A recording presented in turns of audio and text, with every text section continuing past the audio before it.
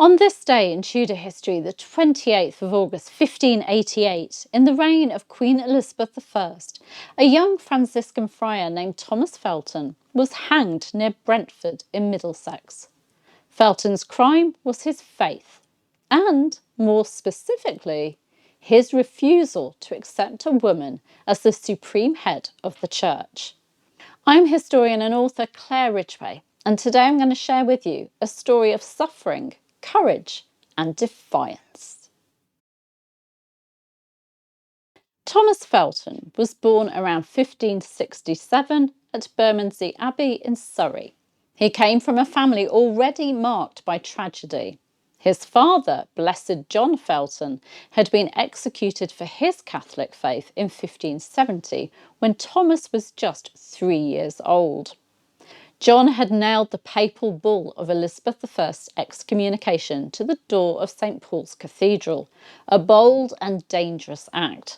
For that he was hanged, and the Felton family's fortunes were ruined.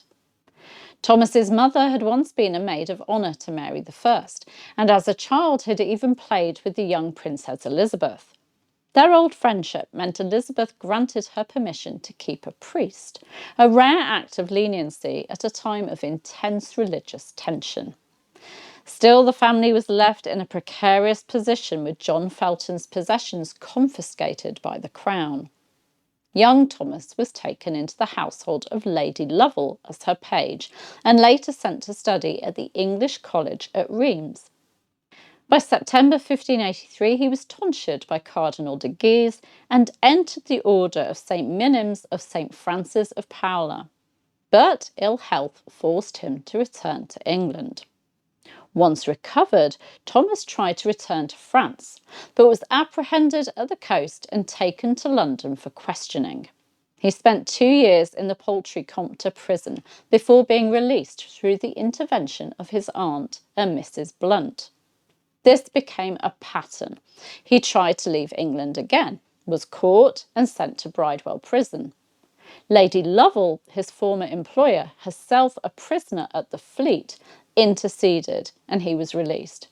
But soon enough he found himself back in Bridewell. There Thomas was subjected to brutal torture. He was kept in the Little Ease, a tiny cell where a prisoner could neither stand nor lie down. And he was kept there for 3 days and nights, surviving only on bread and water. He was then forced to grind at the mill, still on meagre rations, and later hanged by his hands until his fingers bled. Still, he refused to betray priests working in England or abroad, and some accounts suggest that he may also have been flogged. His sister Frances later told how he was once taken into the prison chapel, fast bound in a chair, but with his hands free. When a Protestant service began, he defiantly stuck his fingers in his ears, stamped his feet and shouted loudly so that nobody else could hear the preacher.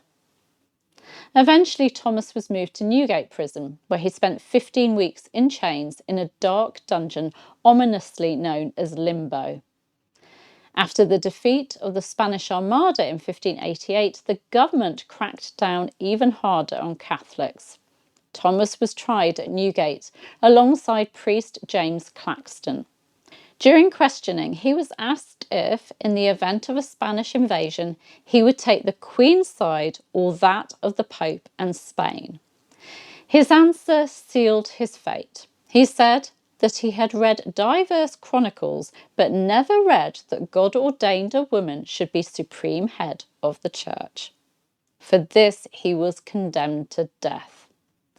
On this day, the 28th of August 1588, Thomas Felton and James Claxton were executed at Brentford. Felton's sister's account adds a poignant twist. His friends had obtained a pardon for him, but Thomas refused it, choosing instead to die for his faith rather than accept life under conditions he could not reconcile with his beliefs. He was about 21 years old. So, when we think of the Armada year of 1588, we often picture ships, storms and grand battles. But perhaps we should also remember the quieter stories of people like Thomas Felton, a very young man who stood firm in his beliefs, who endured torture and went to the gallows with unshakable conviction. Thank you for joining me today.